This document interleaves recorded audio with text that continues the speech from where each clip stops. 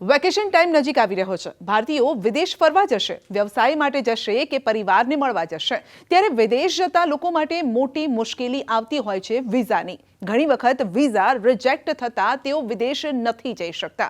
તેમાંય છેલ્લા ઘણા સમયથી જોઈએ તો યુએઈ જવા ઈચ્છતા ભારતીયોને વિઝા રિજેક્શનનો સામનો કરવો પડી રહ્યો છે, જેના કારણો અલગ અલગ છે. પરંતુ જો તમારી સાથે પણ આવું જ થયું હોય તો જાણી લો કે તમે કઈ ભૂલ કરી રહ્યા છો જેનાથી તમારા યુએઈના વિઝા રિજેક્ટ થઈ જાય છે.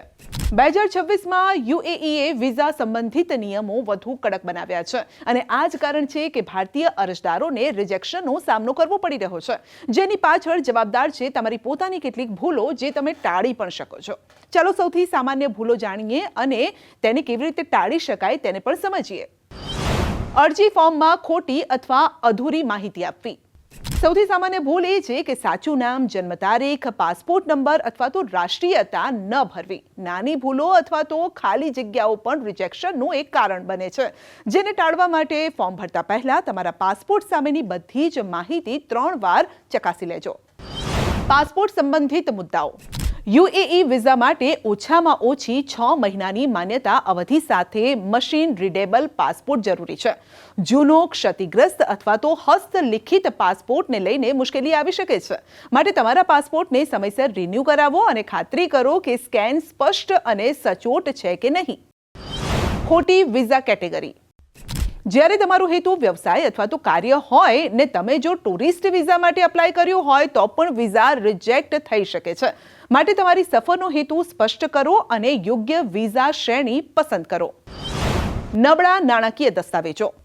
બેંક સ્ટેટમેન્ટ, આવકનો પુરાવો, પગાર સ્લીપ અથવા તો ટેક્સ રિટર્ન જેવી માહિતી ખૂટવાથી વિઝા અસ્વીકાર થઈ શકે છે, જેથી છેલ્લા 3 થી 6 મહિનાના બેંક સ્ટેટમેન્ટ, આવકનો પુરાવો અને રોકાણ દસ્તાવેજો સબમિટ કરો. ઘરે પાછા ફરવાનો વિશ્વાસ ન દર્શાવવો. ઇમિગ્રેશન અધિકારીઓ તમને તમારી સફર પછી ભારત પાછા ફરવા માટે કહે છે અને આ સમયે તમારી નોકરી, મિલકત અથવા તો પરિવાર સંબંધિત દસ્તાવેજો જો યોગ્ય નહીં હોય તો પણ વિઝા રિજેક્ટ થશે, માટે એનઓસી, નોકરી પત્ર, મિલકત કે પરિવારનો પુરાવો સાથે એટેચ કરો. મુસાફરીનો ઇતિહાસ અને અગાઉના વિઝાના મુદ્દાઓ. પ્રથમ વખત પ્રવાસ કરનારાઓ અથવા તો અગાઉના વિઝા અસ્વીકાર, ઓવરસ્ટે ધરાવતા લોકો માટેની અરજીઓને વધુ ચોકસાઈથી ચકાસવામાં આવે છે, માટે સાચી માહિતી આપો અને ભૂતકાળના રેકોર્ડ ક્લિયર રાખો. નકલી દસ્તાવેજો સબમિટ કરશો નહીં. નકલી બેંક સ્ટેટમેન્ટ, ટિકિટ અથવા તો હોટેલ બુકિંગ એ એક સામાન્ય ભૂલ છે જે ક્યારેય ન કરવી જોઈએ. હંમેશા વાસ્તવિક દસ્તાવેજો જ સબમિટ કરવા જોઈએ. સમયસર અરજી ન કરવી.